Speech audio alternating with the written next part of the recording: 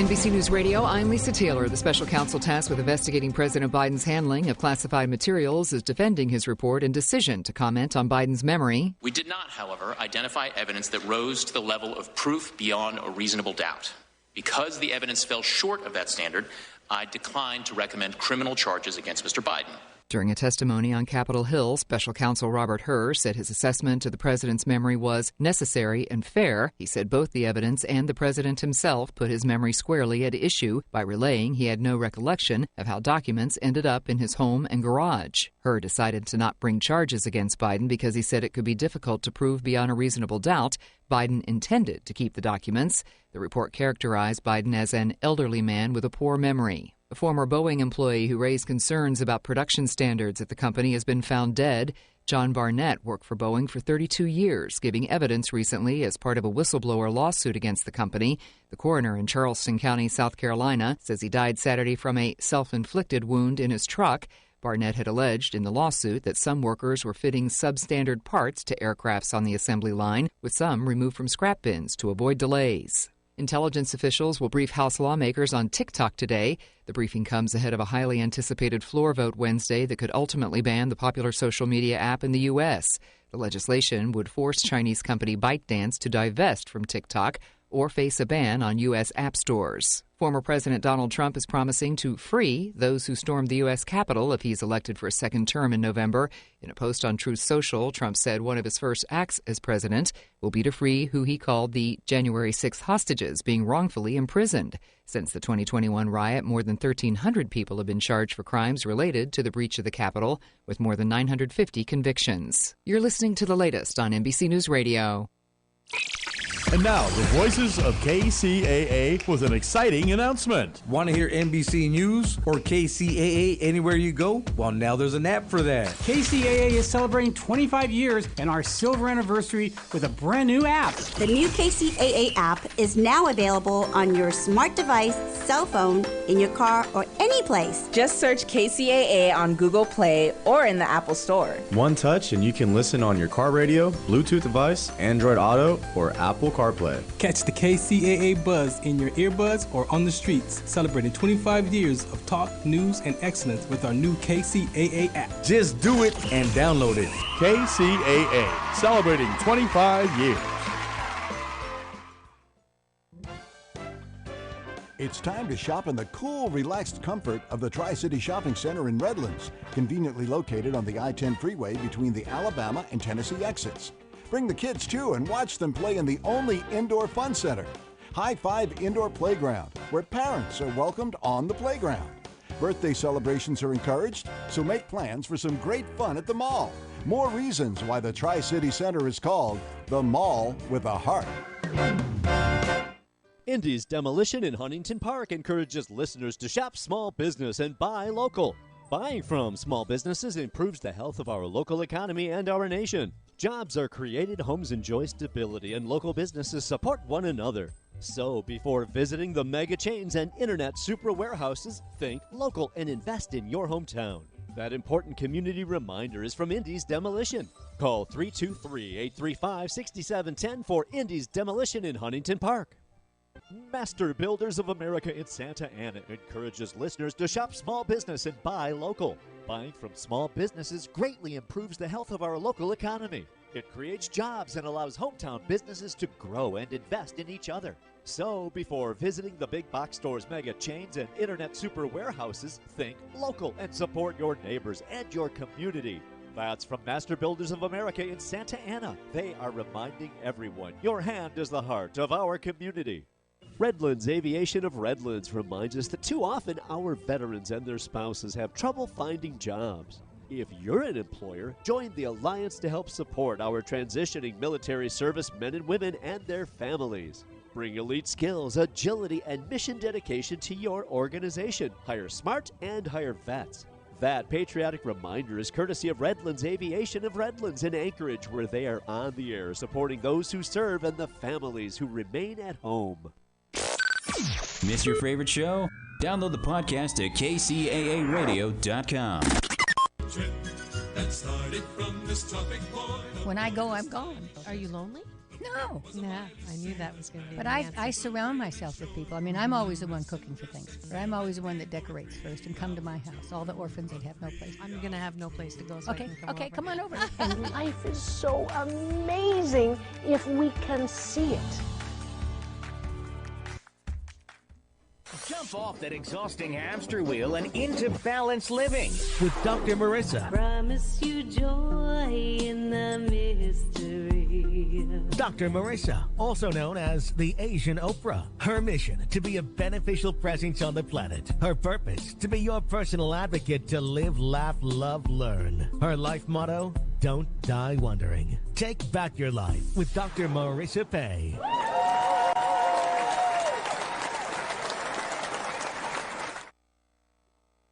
And welcome. You're tuned into Take My Advice.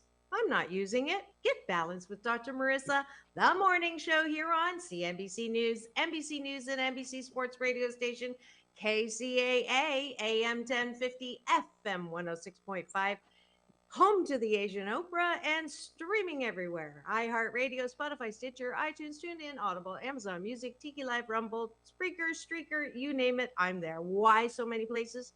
Because I want to balance out all the bad news out there that is so readily available with some good news, good people, good topics for your focus on your own reality show. So there's no gossip here, no scandal, no K words, no Kanye talk, formerly or now.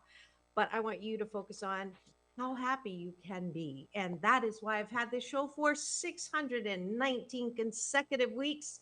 So glad that you're still here. They said this show wouldn't last a year. So glad they're wrong.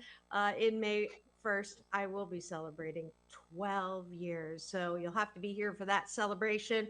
And if you missed any of my past shows just this last month, let's see, not last month, the one before, Rich Little, I was so honored to get to go and interview him in his home in Las Vegas, and others. 1,122 shows for you to choose from. Just free subscribe on my YouTube channel, and you'll get an alert every weekday morning to tune in for more hope and happiness. And today is no exception. I'm very excited because I have never had a counterintelligence spy on my show. So please welcome Pete Turner, and I'll give him a little formal introduction in a minute, but I just wanted to say welcome to the show.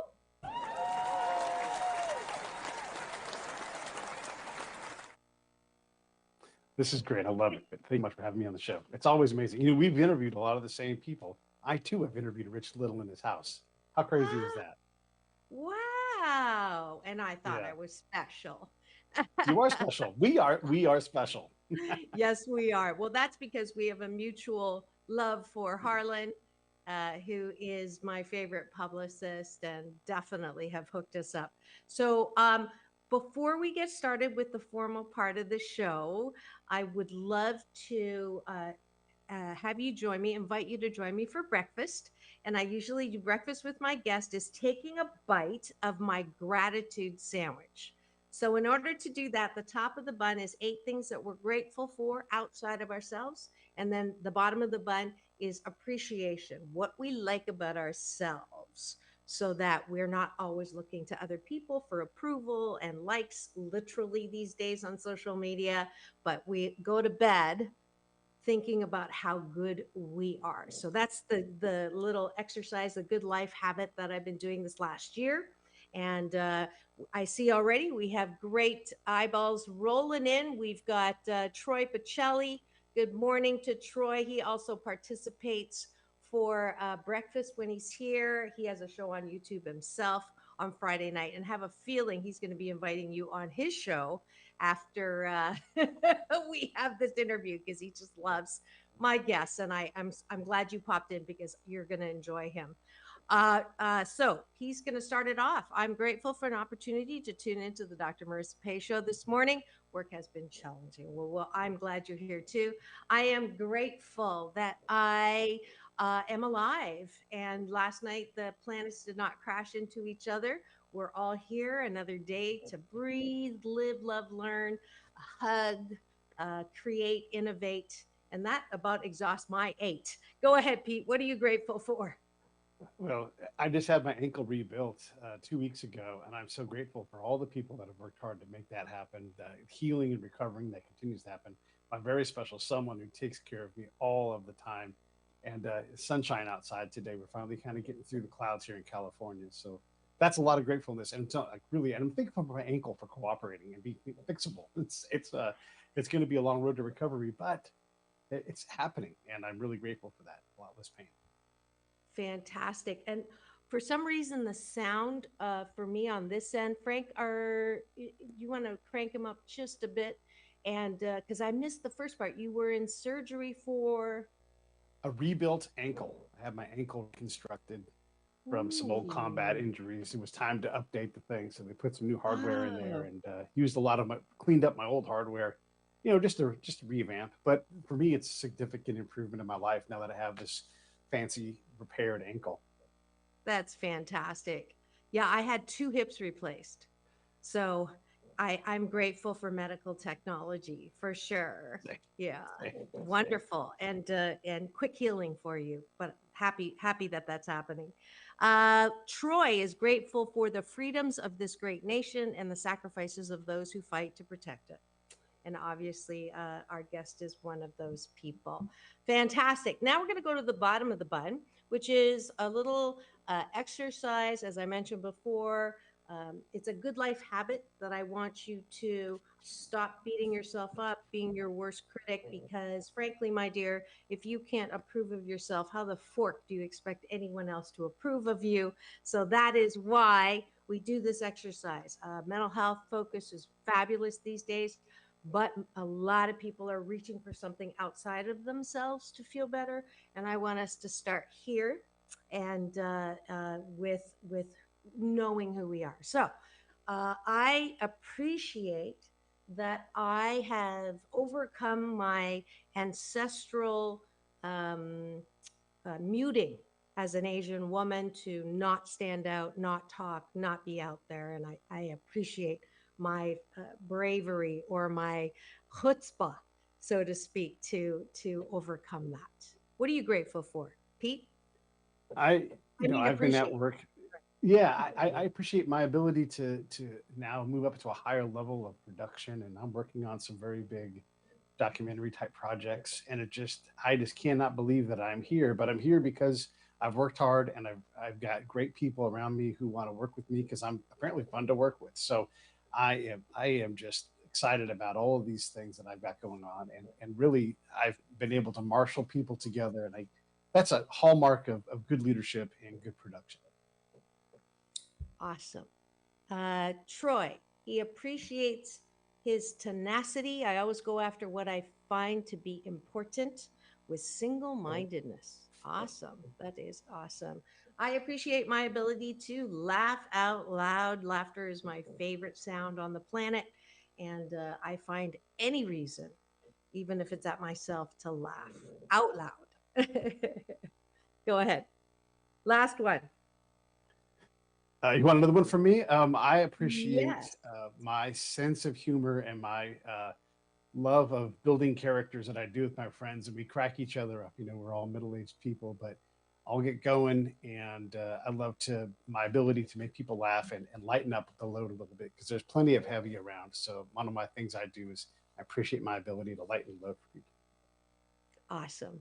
And that's it for Breakfast with Dr. Marissa and my very special guests today, Pete Turner and Troy Pacelli in my cashew gallery, and whoever else has been grateful in the car. Please do not write in the chat when you're driving, but when you land, would love for you to go visit me on my YouTube TV channel, and that way you can ask Pete questions today. That is who is in my studio. You are tuned to Take My Advice. I'm Not Using It. Get Balanced with Dr. Marissa, the morning show here on KCAA, the station that leaves no listener behind. 25 years NBC News Radio, and we are delighted to have you. And thank you for continuing this good life habit. 28 days. I promise you, if you have breakfast with me or by yourself with taking a bite out of your gratitude sandwich, you will sandwich your day in the most positive way.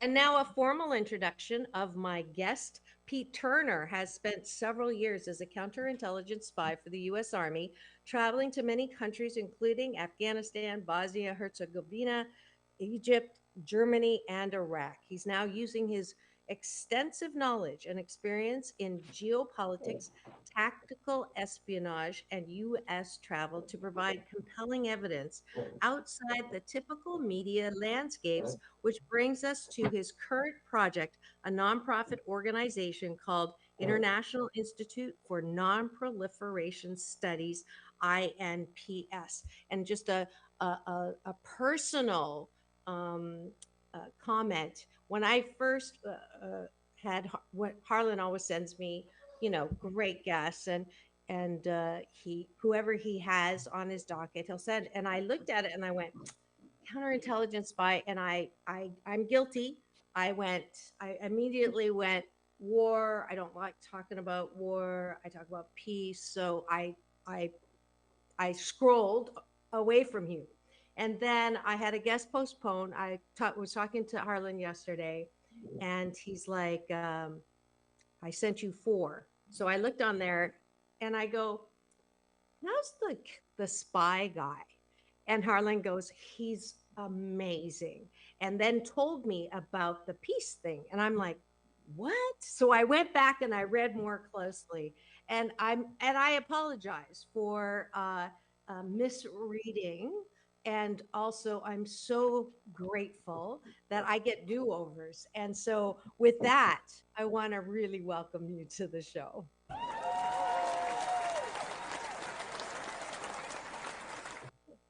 Well, that's so kind. It's look, you and I both have shows, and it takes a lot to sort through people, and it's easy to swipe by somebody. And I like to make myself uncomfortable with my show as often as possible. So it's if I see something, I'm like, I don't like that. That instantly becomes a yes. That's how I've kind of fixed that thing. But I don't blame you for sorting, because there's types of guests that I don't necessarily want on my show either. And it is my adventure that I'm trying to share with everybody. So there's no need for an apology, but I accept your apology, and I'm looking forward to chatting with you. Absolutely. And so I'll start with I have an answer. I don't have an answering machine. I have a questioning machine. And when you call me, it says, who are you and what do you want? So, Pete Turner, who are you and what do you want? So I'm a guy that has been to combat a lot, and unlike a lot of people in the military, I worked outside the wire a lot, like more than probably anybody you're going to encounter in your normal day-to-day life. And that's given me a unique perspective on life and what's important and where the work is. I love thinking about the concept of where the work is. That's who I am. Like, what is the next thing, the easiest thing we can get done right now? And that's one of the big things that I believe in. And what do I want? Ultimately, I just want to help people. And just bring value in the relationships that I create or that are created for me and around me. Great. Now, outside the wire, I love learning new things, and I knew I was going to learn a lot new today. What does that mean, outside the wire? Yeah, so if you're in a place like Afghanistan, you live on an American camp, most likely. Maybe it's French, maybe it's German, but in my case, it's American. And then to interact with the Afghans, you have to leave the wire that protects you, the fence line, the security, and you have to go into the wild, I guess you could say. It's another way to say it. Mm-hmm. So I would leave the security of the camps and go out. My job is dangerous, and I have to go leave the safety of where we're at, because I don't need to talk to us so much as I need to understand the Afghans and try to help. There's 4 things I do, right? I help the commander win more and lose less, and I help the enemy lose more and win less. That's what I have to do. All of that has to be done, not all of it. 75% of it has to be done outside the wire. Okay. So when you were a kid, did you have any clue that this would be what you would be doing? No, I didn't know I was going to join the Army until the month before I did. So I graduated college. I had no intention of being in the military, but it does turn out how these things go. I was always doing the same kind of work. I was always connecting people. I was always engaging with folks who weren't just in my town. And so it suited me really well, but I didn't know that going in. Mm-hmm. So you joined the Army your degree in college was international relations. No, it was broadcasting, TV and radio. So I Oh my got a gosh. mass communications degree. Yeah, but actually, I swear this is true. It's the perfect degree for me and how I approach the espionage game. Right, right. So obviously, well, I'm guessing you weren't recruited as a spy, or were you? Like, I mean, how does Nope. one become a spy? I took the basic test. They call it an ASVAB. Everybody takes it, and when you score well, you get access to more jobs. And so my recruiter, I'm like one of the few people that was like, "Hey, the recruiter didn't lie to me," And I was the last guy he put in the army, so it didn't matter if I went in for him or not because his numbers were all set. And he's like, "I think you should do this counterintelligence one. I've never put anybody in my years of being a recruiter. You should do that. I think it's going to suit you." And he was right, but he didn't know. But it was just he was giving me the best advice he could because you can't know until you go do it. So I wasn't recruited because of my skills. I was recruited in that I walked into the recruiter's office and said, "I need to know what this is about and if I'm going to join or not." And then we landed on the job of counterintelligence agent. So really, it was just a soup of events that nobody could see and predict. Wow. And then you still have to go through the same training everybody else does. So that part of, uh, the grueling physicality of all of that, and you are sent first time what year? How long had you been in? Uh, what was that like? Yeah. So the first deployment I went on was to Bosnia as part of the Dayton Peace Accords. We were there to secure those accords. And in one of the first times in history for a major movement like that, multinational, people like me, the counterintelligence agents, we were the tip of the spear. It was our job to go out and find the Serbs, find the weapon caches, find the people who had done atrocities, and sorting out were these accords going to hold. Everybody believed they were going to do it, but people like me had to go out and try to make sure that what we all thought was true was happening, and then start recording some of the bad things that have happened. So that was my first deployment, was Bosnia. Wow. And then you you have your name you're asked for. I'm jumping a little bit ahead, Yeah. just because there's so much to go through with you, and I want to get the full thing. That by Yeah. halftime, I want to get to the part where, you know, you do your job. You are sent out, like you said. Your job is to help America win and the enemy lose, right? And so Yeah. you're out there making contacts outside of the wire. I thought the wire was like the radio wire, but it's the physical wire Physical. outside Yeah. the protection. You are not afraid to go and meet these. I mean, language. Did you have an interpreter? I mean, Yeah. These are all yeah. good questions. My job is dangerous, and it's not. I can give you an example. When the intelligence shop at where the place where I'm working, it's called the two shop, right? That means intelligence. Two equals intelligence. When one of the clerks runs up from their Pete, they know who you are. They're using your name. I always use my real name, and they go, they're targeting Pete for assassination. And I'm like, yes, that's good. That means that I'm now having an impact, right? And I know it's crazy, but it means that I matter, right? So I've got to matter to the commander that I'm working for. Otherwise, I'm not doing my job, not giving them good information. And to do that, that means I've got to be bumping up against the enemy in enough ways that they know who I am, and they can say, this is the guy we're looking for. I don't get to have a safe job. And so at the professional level, there is an acceptance of risk. We mitigate it, we manage it, but there is always going to be risk in my field. And it's one of the most dangerous jobs because you're not always protected by a large army unit. Sometimes you're protected by a sheikh, by a warlord who's like, I vouchsafe your arrival. And you're like, okay, great. I have to trust that. And so the job I do is dangerous, but it is part of the job is that it has to be dangerous. Mm-hmm. Are you ever afraid? Like the first time you were outside the wire and some sheik says, "I'm protecting you," and you don't know this guy at all. You just met him, and he's got a reputation that he assassinates in cold blood. I mean, I'm sure you had that, right? Oh At my gosh, least yeah. one Oh, time.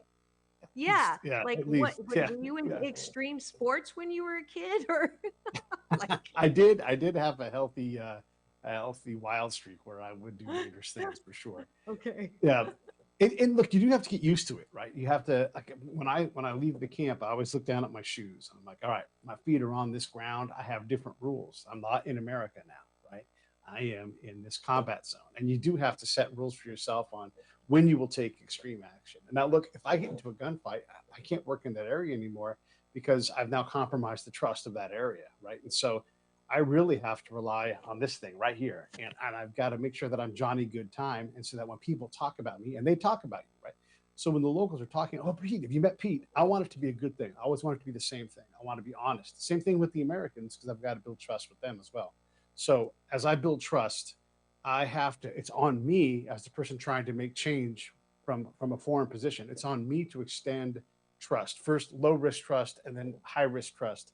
And if a warlord says, Pete, I'm the warlord in the area, and I want to talk with you, then I've got to decide if I trust their safety. And by and large, my job is to say yes to that. You know, not every time, because sometimes they're trying to run an operation on you to catch you. But, you know, if you build your relationships well, I would say that you can reliably get through deployments, because if you focus on trust, you have that trust until the second that you don't. But I always manage to work that out. So why would the enemy trust you? Like, what is that common desire? I'm an organizational psychologist, and when we look at change, there has to be a common vision that two people or groups work towards. So I'm just trying to think, with the incoming position of we win, you lose, what is in their purpose to want to talk to you? Like, what is that? Yeah. Well, one, I try to be a happy person when I'm out there, even though I hear bad news all the time. I try to make myself be, it's part of my meditation for my job. I'm trying to be an optimist, trying to look forward, trying to be honest, all of these things. And so I try to build those values up in what I present and how I talk to people. So that's the first thing. The second thing is I don't think it has to be a zero sum type situation. So what I do, instead of trying to say, this is what the American's going to do for you, I say, what's the smallest problem we can solve today? When you're talking to a farmer, they'll have 15 problems. I'm like, let's just pick one, and then let's see if we can come to a conclusion and figure that thing out, right? And so if I focus on these really small, inexpensive problems, and then I can get that person to use their own path, like, how would you solve this? What help could I bring to you? And they're like, oh, all we need are 15 shovels. I'm like, what if we had a big, powerful shovel? They're like, oh my gosh, that'd be a dream come true. And so now that farmer, I've helped him. Now, if I do this job well, I'm using the local government as the agent of change, and I'm just the communicator, right? Because again, I'm a communications guy. I'm also, and this is funny, you said the organizational thing, my master's is in organizational management. And so I am using that organizational concept, the theories in there, I am using that as part of how I look at these things. So I don't try to accomplish my goals only for the commander's benefit. Matter of fact, I try to accomplish the goals for the commander through the local means that are there, through their cultural path. So instead of going somewhere, I don't know, let's go to South Texas. Instead of going to South Texas to say, here's the city solution for your problem, I say, how do you guys deal with problems out here? You know, and I talk to them. I try to understand who they are, and that creates a context where I am not the enemy.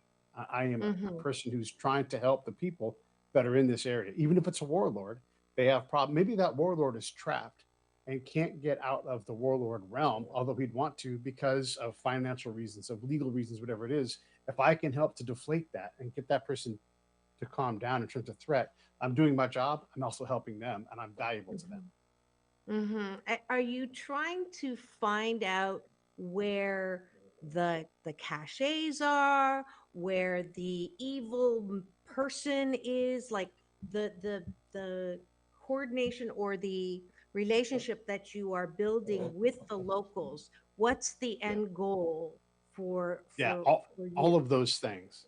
Okay. But the worst way to say, find out, this is the example I always use, always the worst way. And one of the questions is always, where are the bombs, right? So the worst way to find that out is to show up and say, where are the bombs? Like, no one's going to tell you that, right? Yeah. And so you literally can't ask for the thing that you want. And so you ask for everything else, and let that honest candor create people saying, hey, Pete's an okay guy. I think I'm going to trust him to tell him something. And then because I am a spy and I know the other spies in the area, If they give me something threat related, I'm like, you know what? That's not what I'm going to work on. But I'm going to send you over to Chris. Chris will help you out with that. I want to help solve problems. And they go, oh, yeah, Chris. Oh, we'll talk to Chris. So I would funnel most of the threat related things away from me so that I was a channel for anything. And that allowed me to not have to worry about always being focused on, because the military will definitely focus you on threat. But because I've done this for so long, threat is the wrong focus. You have to focus on everything but threat. And then the threat stuff will come to you. And then in terms of just trying to lower the threat in the area, again, if I am not focused on that and I'm focused on the positive outcomes, the mitigating small problems, that again, that allows me to go meet people, be introduced to people by the locals. If I can get 3 relations away from someone I meet, I'm meeting someone very important. And if that person sees me as valuable, then I'm going to be able to take that warlord. And I want to meet the warlords. I want to meet the meanest, nastiest, most evil person around, because if I do that, I can flip them. If I don't meet them, I can never flip them. So I'm trying to find those people and turn them into something positive, if at all possible. How and why would the meanest, most evil warlord want to negotiate with a country and a representative who they hate? Yeah, yeah. That's a great question. And I don't know that I have a great answer for you. Other than that, I've reliably met these people. And I don't try to convince them to be something that they're not. If they're a warlord, that's our definition. He would say, I'm a businessman. And I would say, all right, cool. You're a businessman. I'm a businessman in a dangerous place in Iran. So like, I'll give you a good example. I'm talking to an Iraqi general, and we were talking about a guy who's running for parliament in the area that we're working in. And someone had put a bomb by his house and blown it up. Kaboom! But he wasn't there. And so I'm kind of amped up about this. I'm like, hey, this is really dangerous, General. And he's like, yeah, it's not dangerous. I've got it under control. He's like, you're not going to understand this. Takes a puff on a cigarette. That's politics. If they wanted to kill him, he'd be dead. I'm like, that's politics? And then he gave me this long speech about why it's politics, right? And so what we see as something is often wrong because we don't have the cultural lenses to put in front of that. And so what do? I go out and I talk to the sheikhs, I talk to the elders, I talk to the government people, and I say, how does this work for you guys? And I don't want to go into too long about this, but a lot of what happens in Afghanistan in particular is we remove, because we don't like church and state to be together, but they need church and state. And so when you see the church arrive in an Afghan decision, that is also code for the Taliban. And so you're approximating these decisions with the Taliban. They still have tremendous influence. And so when you understand that part, like, oh, the Taliban has to be part of these decisions, that's where we are right now. This is where the work is. If we're going to separate the Taliban from decisions, this is what we have to figure out, is how do we make legitimate decisions with these people? Because we can compel them to make a decision, but we can't compel them to follow up. So basically, you are talking and negotiating and forming a relationship with the bad guy, but not the worst guy. And you're trying to get the bad guy to cooperate to get the worst guy. I mean, that sounds very simplistic, but I am like the least intelligent about these areas on purpose. And I realize that may not be the best strategy for me. So I'm trying to learn. So I mean that with all sincerity. I'm really trying to understand this. And if you've just tuned in, you're wondering what's going on in studio, Dr. Marissa is getting an education in terrorism in a sense, counterintelligence, war, and this whole area that I never even knew existed, and trying to wrap my head around it with my new, you're obviously, we have so many similarities. It's kind of funny. Yes. His name's Pete Turner. He is a counterintelligence spy, but more important than that, and we're going to get to that now that we're into the second part of the show, is his experiences have led him to put the moose on the table, which is my Canadian version of talking about the elephant in the room, about the shortcomings of the way that we are out there in war and in this whole, like you say, win-lose, sum zero approach to nationalism or country or we know best. So Pete Turner is his name. So glad to have him. Want to welcome all the people in my cashew gallery. Orville Nation did just come on. PJ, I don't know if he's streaming in from Spain or New York. We do have a question from Troy. If you are aware of the documentary Retrograde, the snafu regarding it, and if he has discussed this on his show. I don't know what retrograde is. You have to understand when I'm working at the ground, I'm granular with my focus, right? And so if something else happens, I really don't have a whole lot of time for those kinds of things. I probably can understand the concept pretty fast as to what happened, and snafus are pretty normal. This is sort of why, and you talked about in the beginning of the IIMPS, I changed the name to the Ground Truth Center because it's too hard to say IIMPS. And so that's why that link is right down there. And okay, that's what I'm trying to do is we got to get work Harlan on to reducing change our. that. No, it's okay. It's okay. It's a new change. So, okay, as you improve an organization, one of the things you have to do is communicate clearly. And the IIMPS didn't communicate anything. So, I don't know anything about retrograde, but what I can tell you is this: we take on these very complex problems, and we try to always do the ethically right thing. But at some point, you reach an ethical saturation where you can't do the right thing in every case because it's not possible to deal with child abuse, female rights, small business improvement, farming, rule of law. All of a sudden, it's like, hey, who's going to do all that work? Oh, well, we'll just send some people out into the field. And the example I always use, and I'm peer review published on this article, by the way, we would go out to talk to the females. Now, not me. We would have female engagement teams.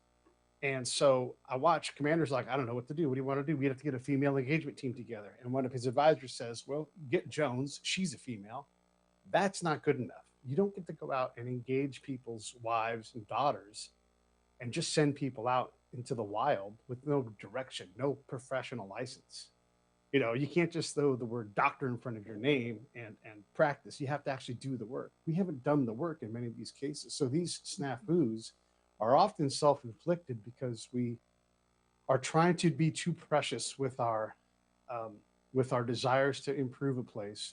And also the time. It takes a long time. It took us over 100 years to get women to vote in this country, right, legally.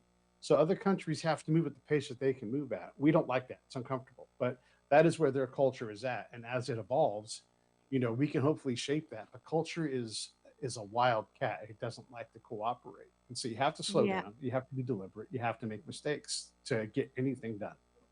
Yeah, and I do appreciate, you've said this several times, that we don't understand and we don't know their culture. And I think that that's that egotistical American, our way is the best way and the only way, and you're wrong. And what you do is wrong. And we need to come in and change it because you're wrong and you're bad. And that it's a hard thing to swallow because for a lot of Americans, they really believe that their way of living is the only way, and anything that is different than that is wrong. And so I see your question, PJ, but there's like so many things here that I want to cover with him before the end of the hour. And one is when the Taliban requested a meeting with you by name, right, and using a former Saddam Hussein assassin as a source. I want to hear about that because that to me is like, okay, now we're dealing with, how does that happen? Yeah. Well, first off, these are not rookie skills to do this. It takes time to learn how to navigate these areas. So this wasn't on day one that I was able to pull these things off. And we'll start with the Saddam assassin part. So again, my job is to meet evil people who do evil things and try to create enough value that they'll work with me to help them kill less people and be calmer, and make that exchange. You don't get to do that by just showing up and asking where the bombs are. So I meet the right people to get introduced to this guy. And, we're trying to determine, one, is he still an assassin? And he's like, no, I don't want to do that anymore. I had to do that because of the time I lived in. Maybe he's lying, but you have to go with what he says, right? And so this is Saddam Hussein? Yeah, his assassin that he had. And Saddam had all kinds of people that killed people. But in my area where I was, that was this guy's, one of his jobs was he would enforce. And he knew a lot of bad people because he was in that line of work. And so we could talk to him honestly about where he was, what he was trying to do, who else he could introduce us to. And that source lasted for a decent amount of time where we were able to kind of get a feel for one of the most nefarious elements and then start to run into the other ones because that network was active. It also was lethally active. And so you only get to move so fast when you're in an active, lethal network of people because they're all competing politically. They're all competing for power. So yeah, the guy was he was a monster. He had killed women and children, and he was laughing with me about it as we talked about this stuff. And I've got to absorb that, emotionally. I've got to hear all these horrible things from all these families who have lost people. And so I call this you'll appreciate this. I call this my book of woe. And it's a big thing. Oh, my kid disappeared, and then they found it. Oh my God. So I'm taking all of these emotional wounds and having to process them. Also sitting across from murderers and trying to, in my head, normalize who they are so that I can possibly do my job. This is not. It sounds sexy, but it's rather damaging when you have to do this day in, day out in a very dangerous place. So that's the story about the Iraqi assassin. Do you want to ask me about that at all, or do you want me to tell you about the Taliban? No, I think I want us to turn it because we could spend the whole time and not get to the thing that really attracted me to have you on the show, which is why you believe that our foreign policy is not helping, or those things, and your own experience about speaking out about these things. You created the Ground Truth Center for what reason, and have you gotten some flack about it? And I think it is related to PJ's question of how you feel about new whistleblower legislation, because it sounds like in some ways you are a whistleblower because you're speaking candidly and critically about how we do war. So talk to me about that. The idea here is to understand that everybody's trying to do the right thing. We're highly educated. We are, but when you learn this stuff, and I call it in the spaceship, so imagine everybody's on the Enterprise and they're like, hey, make sure you go down there and give everybody lemons. They love lemons here. And you get down there and they're like, what are you talking about? So this ground truth can be totally different. And so what I want organizations within the U.S. to understand, this is not just war related. This can be anything. This can be NIH related or anything. So when you want to come up with a policy, whether it's legislation or if it's a diplomatic approach to things, I want those diplomats, I want those policymakers, I want those academics to be able to come down to find an expert like me who can say, hey, that policy has no bearing here on the ground. You're trying to take on too much, and you can't arm me with your lack of ability to deliver. And so there's quite a few times where I've had to talk to someone and say, hey, we're pulling out, we're leaving this area. And this person who's Iraqi, who's Afghan, whatever it is, and they say, what do you mean you're leaving? You got in there. I'm like, no, we're leaving. We're leaving like in 2 weeks. And no one was even going to tell this person this.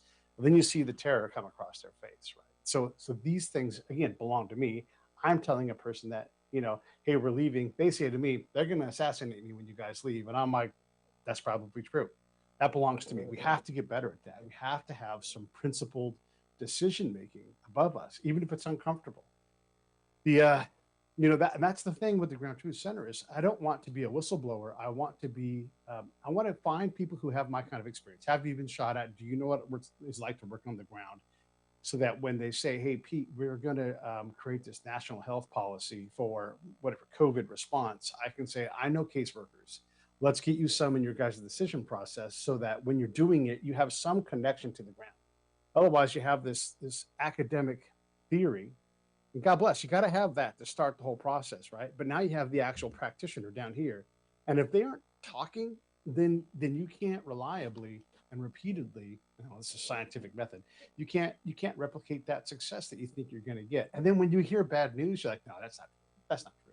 Like, well, I'm down here telling you what is true, and you're welcome to disagree, but it's not working. We love to lie to ourselves because we need to succeed.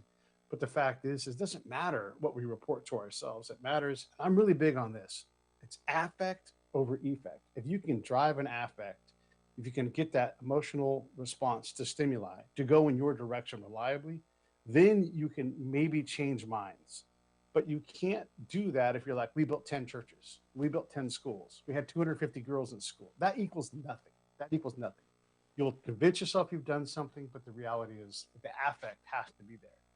So that's the big thing that I'm trying to create, is get us to think smaller, spend less, feed less corruption. When we talk about corrupt places, we're really saying we are the corrupter. That's what we're saying. Like, we've got $10 billion we're going to bring into this place. Well, the return on that money is never worth it. And it gets people killed. Wow. Yeah. All things that, the average person doesn't think about. When we say we're going in to save our country, we are bringing in our foreign policy of, we're going to build schools, we're going to help the kids, we're going to, set women free and all of that, without thinking about the ramifications or the specific implications of the reality of doing that, is what I'm hearing you say, which is a tremendous systemic look at the issue, instead of, I'm always preaching against Newtonian thinking, which is, oh, we have a problem with welfare. What's the problem? We have, people taking advantage of the system, so we have to stop welfare, and that's finished. And it's such a simplistic, idiotic, Newtonian, one problem, one solution way of looking at things. Same with homelessness. Until we all get to that place of getting to that 8,000 foot look of, there's so many reasons why we are in the situation we're in with homelessness and with, all of that. So it sounds like you're saying the same thing with respect to the way we go to war, or the way we think we're rehabilitating a country, that the people that are making the decisions have no clue what's really happening on the ground floor. And for that reason, I'm giving you Dr. Marissa's Beneficial Presence on the Planet Award, because I do love people who take their stuff and really make a difference. So here we go. Where is it? There it is.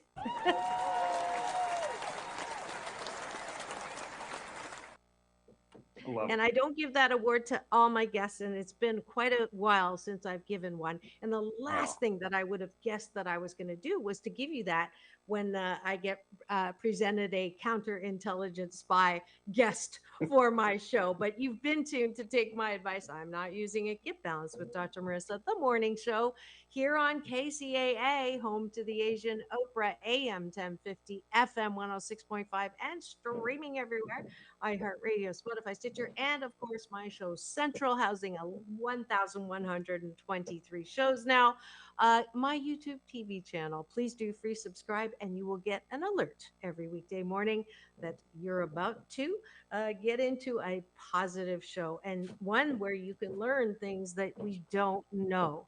So how do people support the kind of work you're doing, and what do you need in order for this to really take hold? Legislation? Who needs to know about this?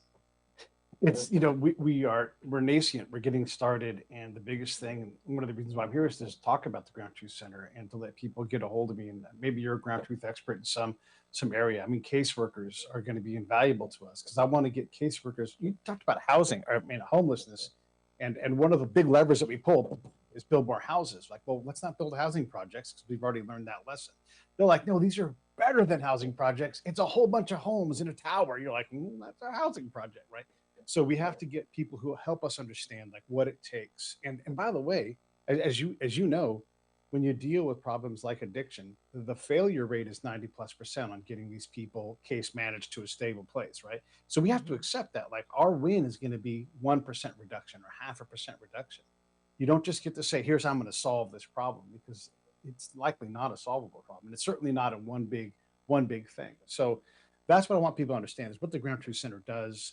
Gather my experts, also gather the people on the top end of the spectrum, the academics, the legislators, and everybody I talk to, and you'll appreciate this, Dr. Marissa, everybody I talk to who's in this kind of work, whether they're on the top or down at the ground level, they're all like, oh my gosh, Pete, thank you. Yes, we would love to have more access to people from the ground. Or, oh my gosh, Pete, this is great. I've always wanted to talk to a congressman about these things in a committee, but I have no voice there, right? And so I'm trying to shrink that gap. And the things that I need is awareness, anybody can email me. I use my show email because you can email me on the Ground Truth Center. It just comes to my show email. So just pete@breakitdownshow.com is where you'd want to get a hold of me.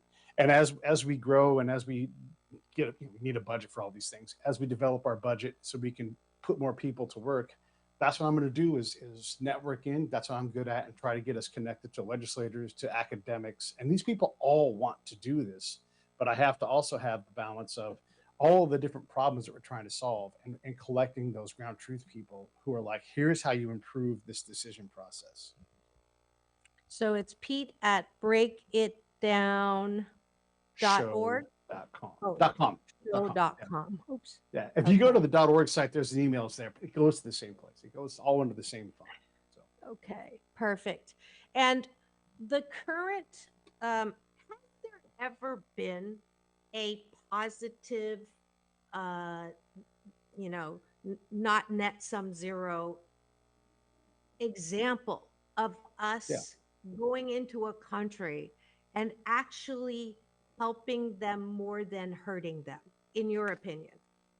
Yeah, there's all kinds of examples where we've done great things. I mean, it's very hard to repeat that lesson. South Korea, I think, is a great example. We took Japan after World War II, and look how fast Japan got up on its feet and got going in a positive direction.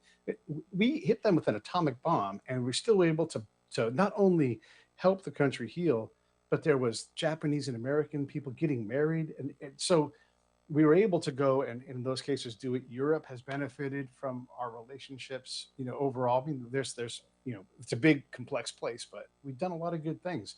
It's not a reliable path. And we tend to get a little bit overtaxed with all of the things that we need to do. And some of these things you're just not allowed to do. And I'll give you a real quick example, because it's not always comfortable news. We should not be engaging other people's women. We don't have the people that have the license for it. If you talk to anthropologists who do this kind of work, and I know several of them, they're like, Pete, an Army person can never do that. They never can develop the capacity because it takes too long and has nothing to do with military things. So don't even take that on. I'll give that to somebody else if you're going to do it. And so we don't like to hear that. I wrote a paper about female empowerment, and before people read the abstract, by people, I mean ladies, they would get mad at me. And I'm like, why are you mad at me? You don't even know what the paper's about. You're just mad at the title, right? And so if we get mad at a title of a paper that tries to illustrate how complex this is, we got a bigger problem. We are the problem. And so the positive thing is that we have the ability to change that. And when we approach these small problems and we get out of the way and let their government do what their government does, or let that tribe do what that tribe does, and we amplify that effort, even towards our goal, then that's a good path. And that happens all the time. It's just they're invisible wins. They're not things that we wanted to do. And so when you brief, hey, we had this really incredible win, everybody's like, that has nothing to do with what we're doing. And I'm like, you just got 100 people to go to the government and ask for help, and they got the help. That's a positive thing. We don't like to hear that, but that is what it takes to build these things up positively. Yeah. I mean, that's that mindset of, we know better for you than you know for yourself.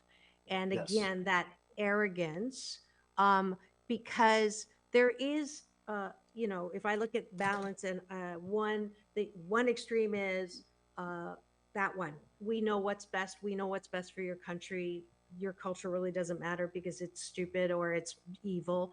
And then the other extreme is, we should never go into any country to make any changes because that's their country and they're going to have to learn how to go through life themselves the way they have, respect their own culture. And then you have the rebuttal of, yeah, but what about Hitler? And we couldn't allow that to happen. And so that whole dynamic is also, feeding into the complexity and the dis-ease of all of this. So the thing I always say is, you cannot presume to improve the condition of something you refuse to understand the condition of. Somebody make a t-shirt with that. There it is. There it is. Yeah. And if we could all just take a breath before we charge into a war, because that one movie, I don't know, I can't remember the name, but my cashew gallery will remember, It was not that long ago where we conscripted some guy to help us uh, in that country, and then we left them there, and they were going to get killed. Like you had that perfect example. I think, oh gosh, I forgot the actor's name, but anyways, Is it that Jake Gyllenhaal movie? it could be. It could be. Yeah. Either way. But that whole, you said that whole situation, if we leave here, you tell the guy we're pulling out in 2 weeks, which means you're probably going to get assassinated because you've been helping us. Like, how can we even go there if we know that that's one of the consequences? Is that just collateral damage, and that's just part of the process? I mean, there is some broken egg stuff that has to happen, right? But when you're going to be a partner, you need to be a partner, and so you don't get to lie to your partner all the time. And the Army and the government is very bad about this. You like one of the things that I do that's different is I make appointments with the people that I want to go see when they're ready for that. I don't force it on them. And I say, hey, what's the safest way for me to meet with you? I mean, what's the best way to do it? And again, I'm an advanced person, and I'm not starting at this step, but I get to this step. And then they'll say, you know what, why don't I send a truck to your camp? You come out, I'll take you to my house. My wife will cook us some food and we'll talk and we won't be rushed. Well, okay, now I've got to decide if that's safe or not. But that's when I get a chance to really hear that person. And there's no military around, there's not their people around, and we can have a real conversation. And those are always the richest conversations when you're there to listen. And then, by the way, share who we are, because we're as confusing to them as a matter of fact, infuriating. I mean, because there's a new guy that looks like me. Hi, I'm Pete. I'm here to help you. And then like 6 months later, hi, I'm Pete. I'm here to help. It is maddening for them to have to do that. I learned that by talking to them and listening. So that's a lot of what has to happen, is understanding how deliberate this work is and how filled with errors it's going to be. If you think the other big rule I have is we are a net destabilizer.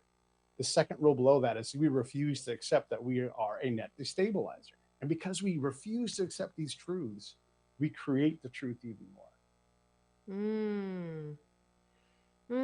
Wow, that's a lot to.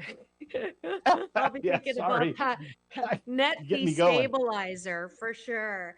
We are unfortunately at the end of the road. We have 3 minutes left. Final word. I just appreciate you letting me talk about this stuff. I get excited about it. You got me going, and I'm all fired. I got to take my shirt off because I'm so hot, because I know it. We talk about what we can't do, but what I do know is if we are more prepared and if we focus on specialties and let people go out and do their job in a conflict zone, we do want to help, right? I mean, the Americans, that's a hallmark of who we are. But let's get people who are PhDs or who have field time. I mean, you take the PhDs that never get to go to the field, and you're like, hey, here's a chance to go to the field. Okay, we're going to be able to manage your stuff better. There's going to be new problems with all of that, but take people who have actual expertise in things and let them go out and do it, and help them be honest in guiding the people that make the big decisions, and connect the theory, the strategy, the legislation, the purpose to the actual practices on the ground. Then you got a chance at improving the machine so that the machine eventually creates positive outcomes. It is going to be messy. It's going to be expensive. It's going to be hard. It's going to be dangerous. But we're already doing all of that. We're just failing at it a whole lot more. Look at the sunshine came in as I started talking, and it lit up as we're talking about where we can go. There you go. I love it. I love it. It sounds like my final word is, if America really wants to help other countries, then isn't it important that our intent is equal to our impact? So you have someone here who knows the truth about the impact and a lot of things that need to change. Thank you so much. A great guest and a great show from Troy.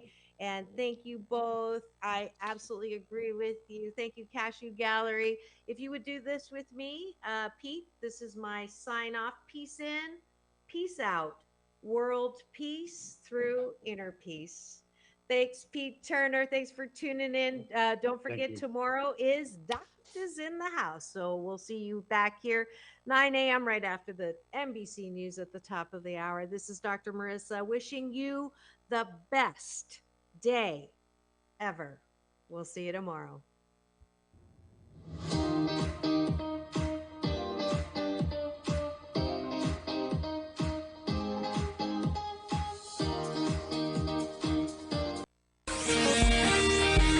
NBC News on KCAA Loma Linda, sponsored by Teamsters.